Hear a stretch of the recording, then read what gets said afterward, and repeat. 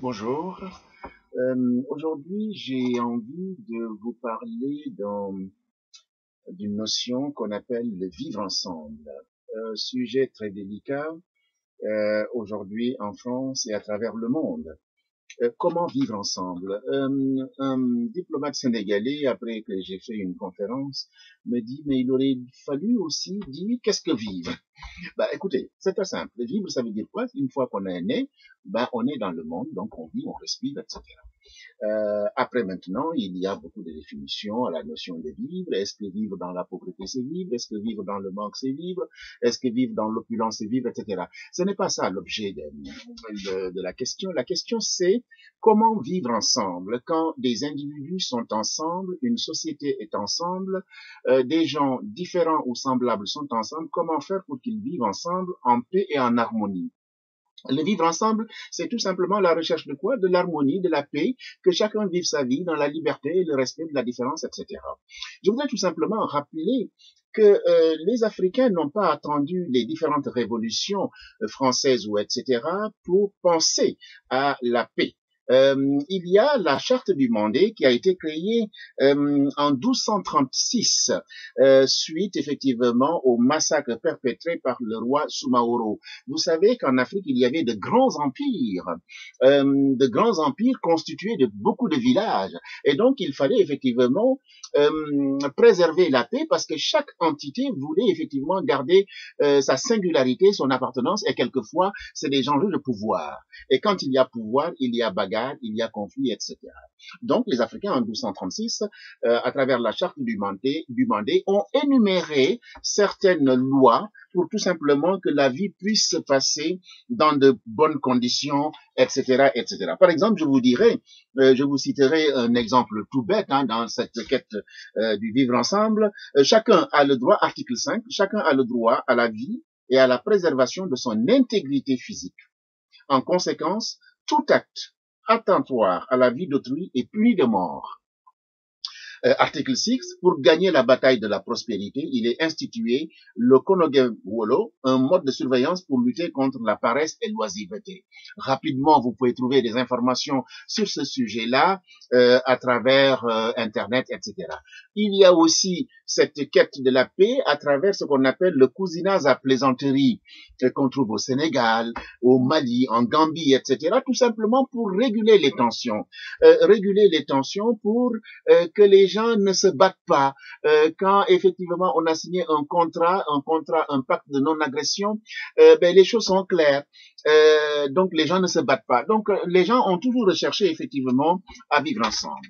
Il faudrait, quand on parle du vivre ensemble, penser à deux auteurs. J'ai pensé à Hobbes, un philosophe anglais qui disait l'homme est un loup pour l'homme, c'est-à-dire que l'homme est dangereux pour l'homme. Il a raison. Un autre qu'on appelle Jean-Jacques Rousseau, qui lui dit l'homme est bon, il n'est bon, c'est la société qui le corrompt. Alors, la question que je me pose, c'est où est la place de l'homme dans tout ça? Quand on est dans une jungle, quand on est effectivement dans un espace où chacun est menacé par l'autre, que devient l'homme faible? L'homme, qu'il soit faible ou fort, mais quelle est sa place? Alors, il faudrait tout simplement, il me semble, construire ce qu'on appelle un contrat social qui est le fruit tout simplement d'une éducation. Les parents doivent éduquer leurs enfants sur des valeurs de travail, de respect, de solidarité, etc. Quand j'ai les mains propres, je peux manger avec des adultes. Ça veut dire quoi? Quand je sais respecter l'autre, quand je sais respecter mes propres parents, quand je sais me respecter moi-même, ben écoutez, je peux aller vers l'autre, discuter avec l'autre. Quand il y a la conversation, même si on est des ennemis, une fois que la conversation est établie, on se comprend et on atténue les conflits et on vit ensemble. Comment dire encore? Quelqu'un disait effectivement que les masses médias, par exemple en France, si on prend l'exemple de la France, les télévisions, etc., les radios, ne parlent que des minorités. Quand une minorité, quand un individu, par exemple le délit de faciès, quand un individu noir ou maghrébin a fait une bêtise, on va le mettre en exergue. Mais on ne montrera jamais des maghrébins, des africains, je sais pas, des étrangers qui réussissent. Et c'est pourquoi je félicite le Gotha Noir et différentes organisations qui essayent de promouvoir les minorités visibles pour leur dire tout simplement qu'il y a des gens qui savent faire des choses. Il n'y a pas seulement que des bandits, que des voleurs. Il y a des médecins, des joueurs de football, des intellectuels, des philosophes, comment dire encore, mais des commerçants qui gagnent leur vie à la sueur de leur front, mais des ouvriers qui travaillent, qui gagnent leur argent à la sueur de leur front, etc. Et un étranger qui vient ailleurs, comme j'aime bien prendre l'exemple de ces Indiens, l'étranger est venu au bord du lac pour traverser, il y a une rivière qui sépare la berge du village, l'étranger vient et il dit qu'il veut traverser, on lui dit non, le village est plein de gens, tu ne peux pas y arriver. Pour lui répondre, on lui donne une coupe d'eau. Et lui, il met du sucre dedans. Il dit, je serai le sucre qui va agrémenter votre eau. Donc c'est comme ça qu'on l'a accueilli et il est venu avec ses bagages. Quand un étranger vient quelque part, il vient avec ses bagages. Il est important aussi dans le vivre ensemble comprendre deux choses. Il y a celui qui est accueilli et celui qui accueille. Celui qui accueille doit être dans une disposition pour accueillir l'autre. Il ne doit pas le juger. Il ne doit pas être dans des clichés. Il ne doit pas être dans des représentations fausses ou bien dans ce qu'il a lu. Celui qui est accueilli aussi doit apporter sa personnalité, doit contribuer effectivement au développement de ce pays-là, mais pas venir profiter, comme le disent certains, des biens de ce pays. Donc c'est un échange réciproque. Senghor dira que c'est l'air et l'oxygène et le gaz carbonique. Il y a une symbiose, il y a une mixité, il y a une réciprocité, un échange qui fait que cette combinaison des deux donne un résultat intéressant. Le vivre ensemble est très important. Vous savez, en Afrique, on dit souvent, quand vous allez quelque part, vous trouvez les gens en train de danser sur une jambe. Danser sur une jambe. Moi, j'ai dit oui, danser sur une jambe pour s'adapter, pour ne pas créer tout de suite le conflit ou le regard. Après, on peut dire aux autres, écoutez, si on essayait de danser sur deux jambes, on sera beaucoup plus équilibré, etc. Donc, je le disais même dans L'Homme bloqué, une vidéo que j'avais faite, où effectivement, quand l'individu est bloqué, il ne peut pas entrer en contact avec l'autre.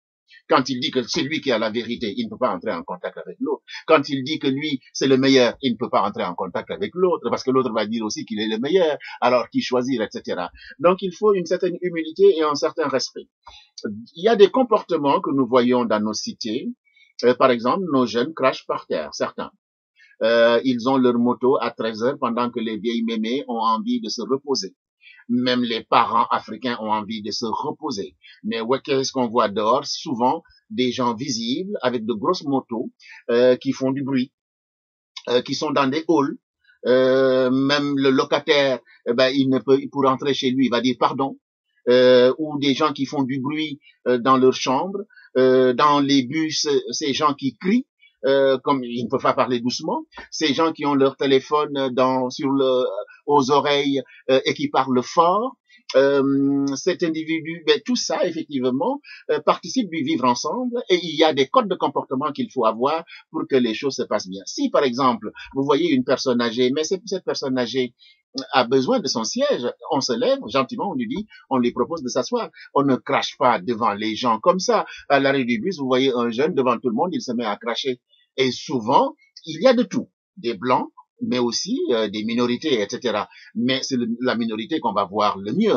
Donc, et je pense qu'il y a des comportements qu'il ne faut pas faire, même si on se dit qu'on est dans un pays de liberté. Un pays de liberté ne veut pas dire un pays de licence. Ce n'est pas n'importe quoi. Vous savez très bien que certaines choses, si vous le faites en Afrique, on va vous donner des fessées. Vous le savez très bien. Si vous le faites au Maroc, on va vous donner des fessées.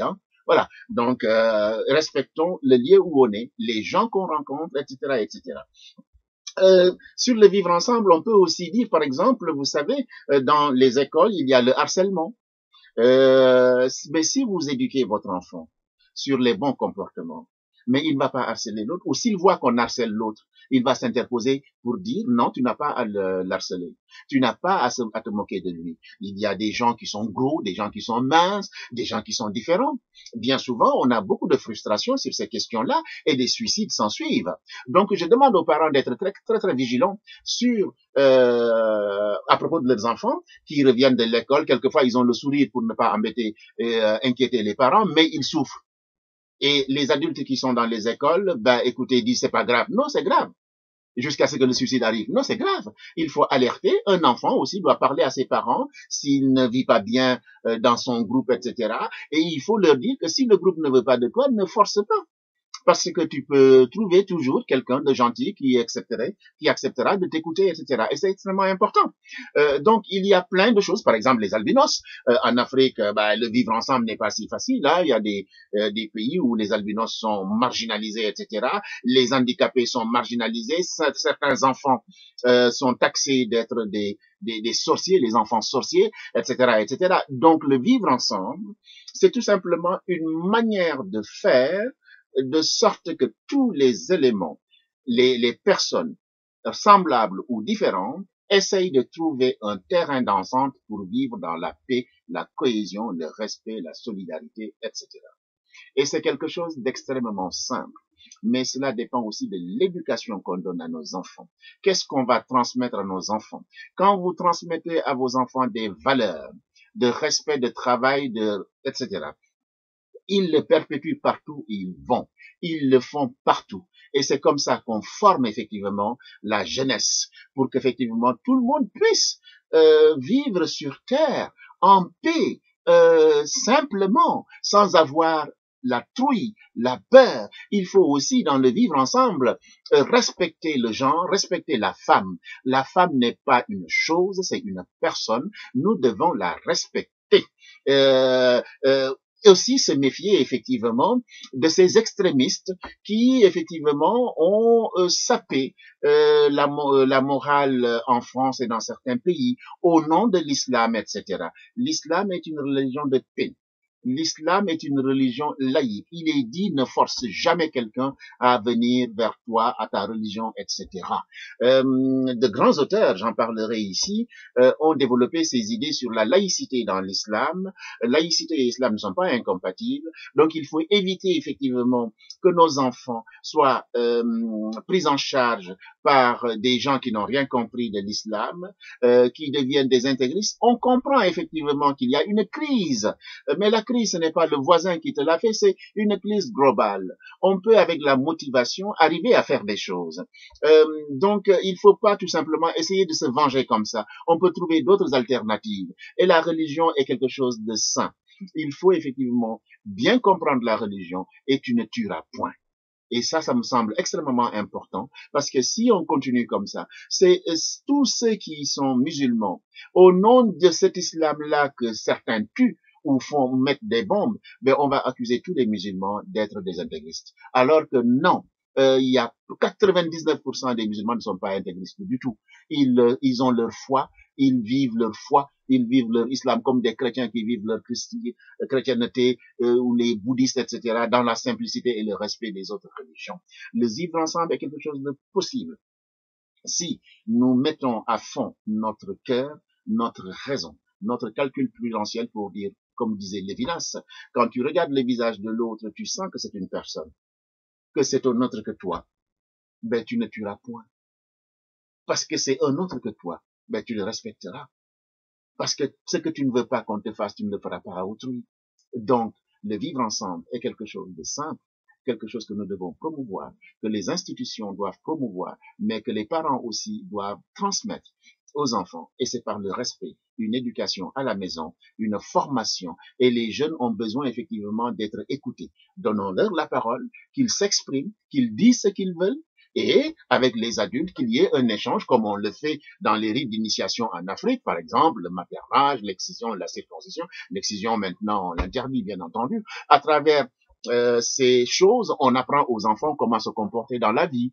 Et ça me semble extrêmement important. Quand tu rencontres quelqu'un, comment tu dois parler avec lui, etc. Certains vont baisser la tête, d'autres regardent les yeux dans les yeux. C'est des codes culturels, tout simplement.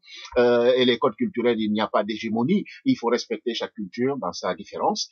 Mais il y a plus de ressemblance dans les cultures chez les gens que de différence. Donc, le vivre ensemble est quelque chose de possible. Et comme on dit, plus les gens sont unis, mieux c'est. Mais plus les gens sont désunis, c'est la crise et cela n'est pas bon du tout. Donc, le vivre ensemble, c'est quelque chose de possible. Et l'unité dans le contrat est une excellente chose. Le vivre ensemble, l'union fait la force.